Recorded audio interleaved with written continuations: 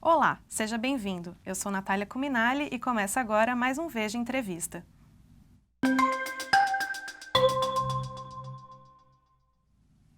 O surto antecipado do vírus H1N1 provocou pânico na população. Estima-se que até agora, mais de 100 pessoas morreram em decorrência de complicações dessa gripe. O medo da infecção, que começou mais cedo, lotou hospitais e provocou filas nas clínicas de vacinação. O infectologista e professor livre-docente da Universidade Federal de São Paulo, Celso Granato, está aqui para tirar as principais dúvidas sobre o vírus H1N1. Seja bem-vindo, doutor. Muito obrigado, estou à sua disposição. Doutor, em primeiro lugar, eu queria entender por que essa gripe começou mais cedo, por que ela apareceu aqui antes? Olha, essa acho que é aquela pergunta que a gente chama de pergunta de R$1 milhão, né? Porque ninguém sabe exatamente. A gente tem uma série de suposições por que isso aconteceu. Em 2015, nós praticamente não tivemos H1N1. Em 2014, nós praticamente não tivemos H1N1. Então, na melhor das hipóteses, as pessoas tiveram contato com esse vírus em 2013. E nós não temos exatamente uma tradição muito forte de vacinação.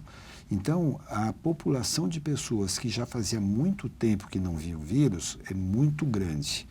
Esse vírus já estava circulando no norte e no nordeste do Brasil, porque eles têm uma dinâmica dessa doença um pouco diferente da nossa. Ela circula o ano inteiro. Para nós é uma doença de inverno. Para eles é uma doença que dá o ano inteiro. Então, é possível que não precisa ter vindo alguém de fora do Brasil, um turista, para trazer. Talvez um turista interno mesmo. Alguém que foi visitar um parente em Belém do Pará, no Nordeste, trouxe para cá. Tanto é que os primeiros casos foram no interior do estado de São Paulo, pessoas humildes. Agora, a gente não sabe exatamente por que ela antecipou. A gente sabe que ela poderia acontecer porque a proporção de pessoas que fazia muito tempo que não estava imunizada era grande. Agora, por que ela chegou em janeiro e fevereiro aqui no Sudeste, a gente não sabe e foi a primeira vez que eu vi isso. A gente trabalha com gripe desde 97 e nunca aconteceu isso antes. E geralmente ela começa em maio, é isso? Isso, mais ou menos final de abril, começo de maio. Durante o mês de abril a gente tem um outro vírus que chama sincicial respiratório, que dá uma coisa parecida com a gripe, mas velhinhos e crianças pequenas, e maio começa propriamente a gripe. O fato dela ter começado antes significa que o surto desse ano vai ser mais grave? Olha, a gente não consegue fazer essa relação, né? Como a gente tem um número muito grande de pessoas que teve a doença, até por conta dessa falta de proteção, digamos assim, o que a gente imagina é que ela vai acabar antes. Esses surtos, quando eles acontecem, essa experiência internacional nos diz que eles duram mais ou menos 4 semanas, 6 semanas, dificilmente eles se estendem por mais tempo. Quando a gente tem uma gripe, digamos assim, mais normal, ela fica durante 3, 4 meses, às vezes. Mas esses surtos que são fora de época, esses são mais curtos. Então, eu quero crer, né, que por causa dessa dinâmica e pelo fato da gente estar vacinando um número muito grande de pessoas, o vírus também não tem para onde correr.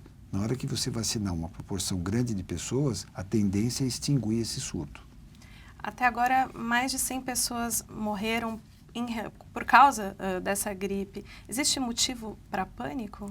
Olha, nós ainda vamos precisar fazer uma conta que demora um pouquinho para fazer, que é assim, saber quantas pessoas morreram sobre o número de pessoas que tiveram a doença. Isso é uma conta difícil, porque o que acontece é muito mais fácil você saber quem teve a doença, porque a gente notifica. A gente no laboratório, a gente nos hospitais, a gente notifica. Agora, ninguém sabe aquele pessoal que está na parte de baixo da continha, numerador sobre o denominador, porque muita gente fica doente e não vai no hospital, não vai no médico, porque teve uma gripe normal, né? E a gente não tem ainda evidências de que ela seja pior. Não existe uma razão clara para que ela fosse pior. Mas, digamos assim, academicamente, isso tem que ser feito uma conta, sendo que a gente só sabe a parte de cima da conta. A parte de baixo a gente ainda não tem. Tá. E quais são os sintomas, os principais sintomas dessa gripe? Isso é uma coisa importante porque vários vírus causam o mesmo sintoma, mas uma coisa que a gente chama de síndrome gripal é tosse, é febre acima de 38, é mal-estar geral, dor nos músculos, né? E a partir daí pode ter muita coisa. Não vai ter gripe se a pessoa não tiver febre. Não vai ter gripe se a pessoa não tiver tosse. E não vai ser gripe se a pessoa não tiver com essa dor muscular. Agora, ao lado disso, existem várias outras apresentações clínicas, inclusive algumas muito graves, como, por exemplo, uma pneumonia. Não é todo mundo que vai ter pneumonia, mas existem certos grupos da população que têm mais tendência a ter pneumonia. Por exemplo, pessoas com mais de 65 anos de idade, pessoas que são bronquíticas, pessoas que fumam, né? Essas pessoas podem ter formas mais graves da doença, mas o normal é ter esses primeiros 3 sintomas. Agora, é importante lembrar que existem dezenas de vírus que causam síndromes gripais. Um deles é o H1N1, tem o H3N2, mas existem vários outros vírus, né? Então, infelizmente, quando o médico achar que é importante fazer o diagnóstico, tem como saber qual é o vírus, mas não é em todos os casos que a gente precisa saber. Mas só pelos sintomas não dá para diferenciar qual tipo de vírus? Não, nós fizemos um trabalho lá no Hospital São Paulo muito interessante. Nós ensinamos os médicos do pronto-socorro exatamente o que chamar de gripe. Olha, vocês vão chamar isso aqui de gripe, esses 3 sintomas que eu acabei de falar. Quando for assim, vocês chamem a gente e a gente vai fazer os exames. Aí a doutora Nancy Belay, que é minha colega que trabalha lá, fez os exames para esse pessoal. Na metade dos casos era gripe, a outra metade era resfriado. Para você ver como existe uma superposição de sintomas muito grande. Qual que é a diferença, então, da gripe e do resfriado? Então, normalmente a gripe tem esses sintomas que eu falei e o resfriado é uma coisa um pouco mais localizada. Então, é aquele mal-estar geral, mas sem ser tão intenso como de uma gripe, o nariz corre, né? A pessoa não tosse. Se tiver febre, raramente vai passar de 38, né? Mas você vê que tem muita exceção a essa regra, né? Então, são doenças causadas por vírus diferentes, né? O rinovírus mais frequentemente causa resfriado e o vírus influenza causa a gripe.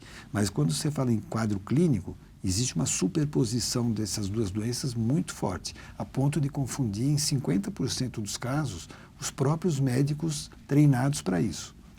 Esse surto de vírus atual lotou os hospitais, todo mundo foi buscar atendimento. Quem que realmente deve ir para o hospital?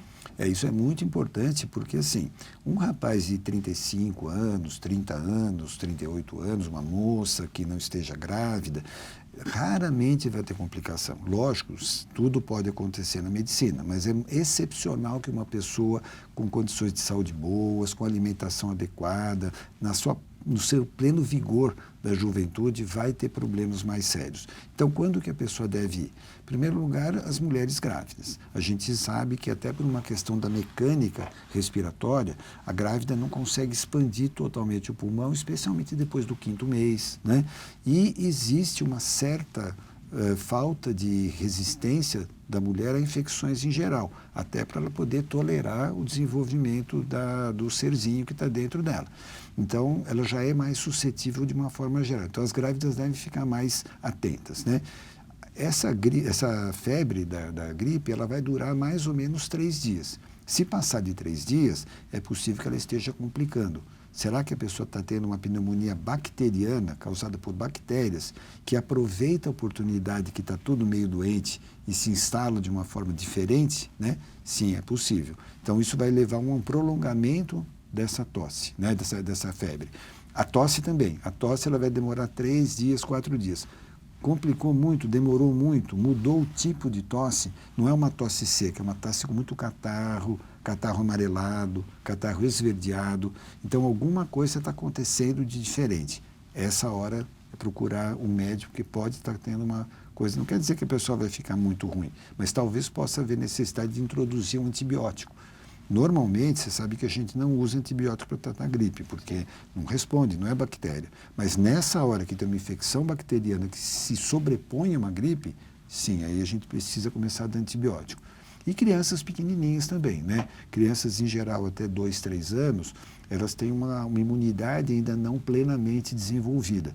Então, elas podem ter chance de complicar mais. Então, essas crianças começou a ficar um pouco mais diferente a doença, a gripe um pouco mais demorada, estendendo um pouco mais, essa febre que não cede, nessa hora deve procurar o pediatra. Mas o conselho do senhor é esperar esses 3 dias para analisar o comportamento da gripe ou é melhor, aos primeiros sintomas, já buscar o pronto-socorro? Então, é excepcional as pessoas evoluírem mal. A maior parte das pessoas, a grande maior parte, vai evoluir bem. Então, não há necessidade de sair correndo para o hospital.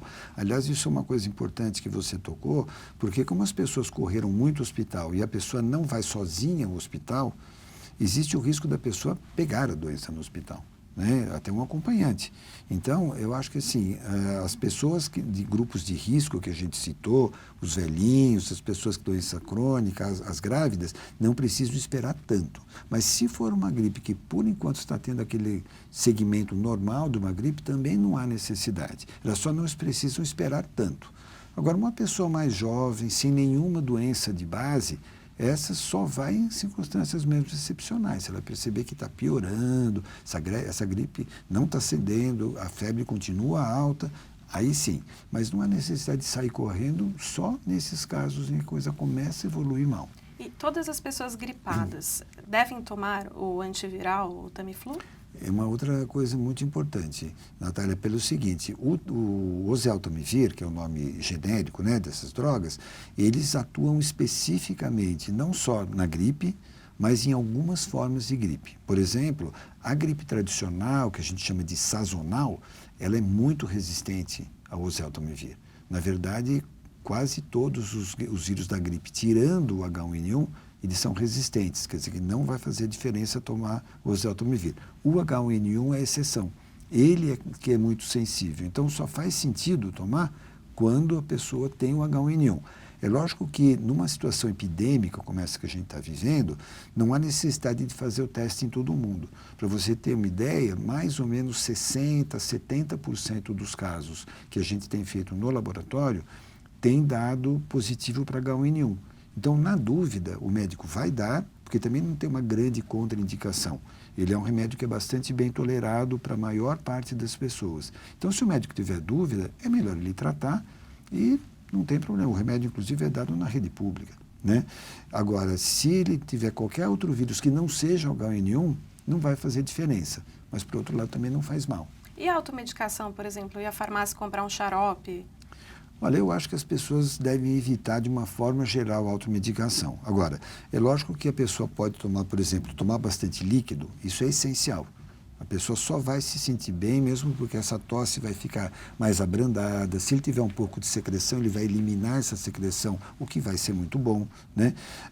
Tomar também esses remédios caseiros que a tia mais velha, que a avó vai dar, também não vai fazer mal nenhum para a pessoa. Pode tomar. Agora, remédio, eu acho que a pessoa deve tomar só em circunstâncias especiais e, de preferência, após fazer uma consulta médica, né? Tá, agora sobre a prevenção, doutor.